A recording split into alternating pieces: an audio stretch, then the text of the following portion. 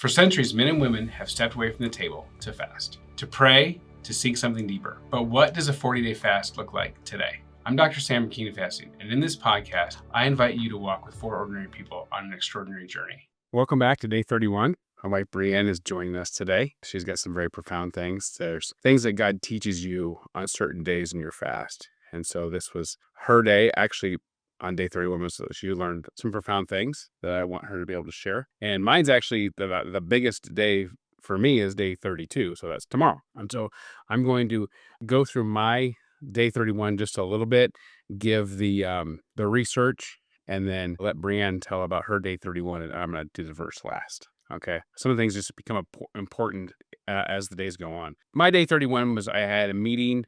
When I showed up the meeting, they had donuts and muffins. The CEO had bought them and said, "Hey, eat some donuts." And I only drank some unsweet iced tea. I didn't want any donuts. But the thing is nobody even noticed. Like, you don't actually have to, you just say, "Nah, I just don't," nobody even noticed I wasn't eating a donut. Nobody even cared. Only 8 people still knew I was fasting this time. I got a phone call while I was just after the meeting that a doctor that I'd known very well, surprisingly had killed himself. And I'm just going to put that just there so you know, it's just kind of a bookmarker because it makes a difference a few days from now. So that's just when that happened on that day.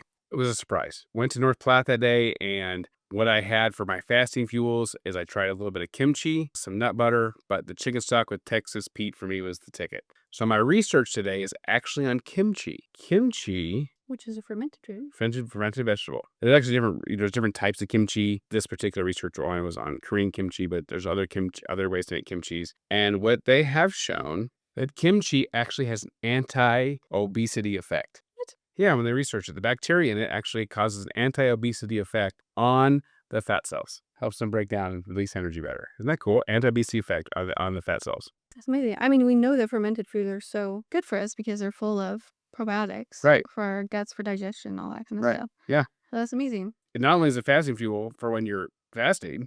I mean, obviously, you only need like a bite of it. Yeah, bite of it. But if you need You're not but eating also a bowl of kimchi. there's good bacteria that you can have with naturally fermented kimchi is shown to help. It has an anti-obesity effect. So that is your fasting fuel for while you're fasting, and it's your snack for when you're not. Very good. Well, just to go a little bit further with that, every day during my 40-day fast, when I took my vitamins in the morning, I would eat one bite of a fermented food with my multivitamins every day to help with digestion, to help keep good bacteria in my gut, since I wasn't eating they're not able to feast on anything if you're not eating anything. Yeah. And so I would do one bite of sauerkraut, usually my homemade sauerkraut, from homemade fermented sauerkraut, but there's a lot of great brands out there. But I would eat one scoop of that with my multivitamins every day and drink lots of water and stuff. But I never had any upset stomach the entire time during my 40-day fast, as long as I was eating a scoop of kimchi every day. Yeah. Or sauerkraut or whatever your chosen thing is. But it never made me hungry. It never broke my fast. And it kept my guts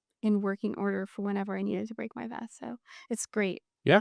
Yeah, and it also helps lower cholesterol. That's fantastic. Yeah. See, it has lots of good things. And it also keeps your bowel movements regular. Always good. It's a fantastic fasting fuel. And now we have even more research. That's right. To back that up. That's right. Which is awesome. So that was my day, and there was just some of that stuff I wanted to make sure I told you because it makes a difference in a later episode.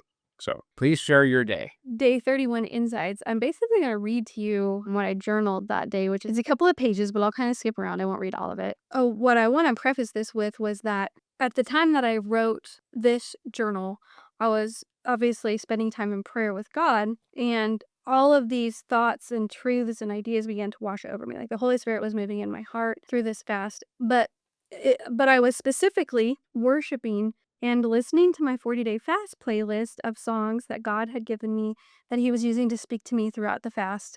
Like there were certain songs that would come on or that he'd remind me of in the night or in the morning he'd wake me up with, or someone would send me a song or something, and it would just speak to my heart so much. Like God was working through the music that I was listening to, uplifting me and drawing me closer to him. And so I started a playlist, and I just kept adding songs to the playlist throughout the fast, and I would listen to that playlist because it really helped lift my spirit and help me connect to God.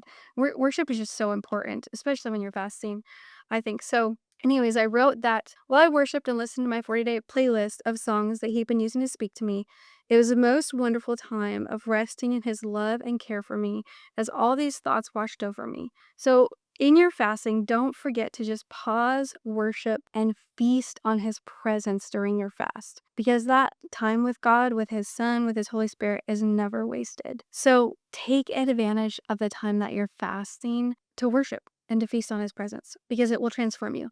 And this particular time did transform me in my mind and my way of thinking. It really shifted the rest of the fast for me.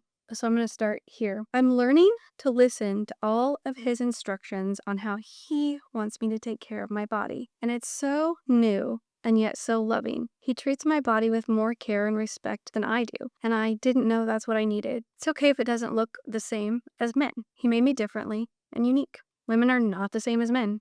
And that's the way God designed it. And it's okay to care for our bodies differently. In fact, he wants to care for me in the way that I need to start doing myself. He wants me to see my body the way he sees it, not as something to fight and be frustrated with, but to love and support and care for. It's such a huge shift in thinking for me, and maybe, just maybe, it's okay that my body wasn't designed to meet the world's standards of being an athlete. Maybe God didn't need another athlete.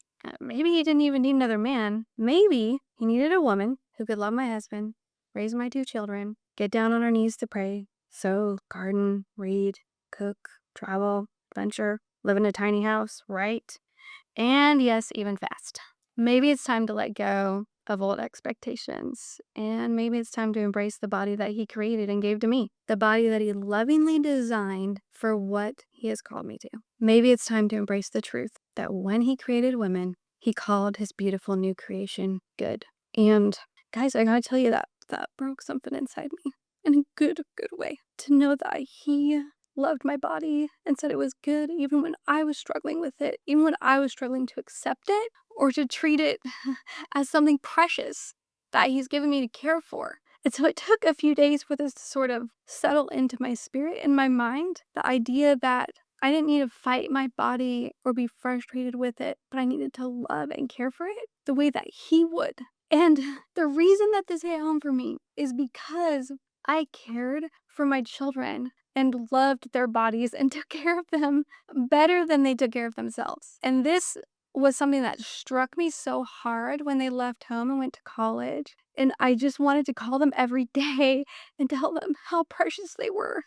And that I wanted them to take care of themselves like I would take care of them, because they're so precious and so important and so loved. Because as people, we don't always treat ourselves as well as we treat others. And this was a tough lesson for me, that God was saying, hey, I feel the same way about you. I want you to take care of yourself like I would take care of you. And that was just, I don't know, it just kind of blew my mind that he was thinking of me and my body as good. He literally created my body specifically for me, specifically for what he's called me to do. I don't know why I never considered it before. I just didn't. And the days following this, I realized how many negative thoughts I was having about myself every day. And I even wrote a few days in, I didn't realize I was having so many negative thoughts about my body. And there's been a definite shift. Once I shifted to God's way of thinking and viewing my body as good, as something beautiful, and the fact that it was good because I'm different, I had more strength than I had the entire fast before, because I was embracing God's truth. And there's nothing more transforming for our health, for our mind, for our spirit, for our bodies, than embracing God's truth in our lives. And any fast that you go into with God at the center that he's calling you to, he's going to fill you with truth. The question is whether or not you're going to surrender to it. Are you going to believe the truth that he's revealing to you? I hope that this helps in your fast. And I hope that he continues to transform each of you as you're fasting, because these truths now have been with me for a long time, and my health is better than it's ever been. And I think a lot of that is because God shifted my thinking, shifted my thought patterns, and he can do the same for you. Yeah, so today's verse, It's in Genesis, because God says to Adam, it's not good for man to be alone. And he puts Adam in a deep sleep, the first anesthetic, I want to point out, you know what I mean? And then takes a rib out and forms Eve. And before, because it's creation is good, creation is good, creation is good. And then all of a sudden it says it's not good for man to be alone. And so then after woman is created in Genesis 1:31, And God saw everything he had made, and indeed it was very good. So the evening and morning of the 6th day. So woman is actually crown jewel of creation, and it's only very good once she's created. The truth hiding in plain sight. Yeah. That women struggle to believe Mm-hmm. that God created you very good. See you tomorrow, day 32.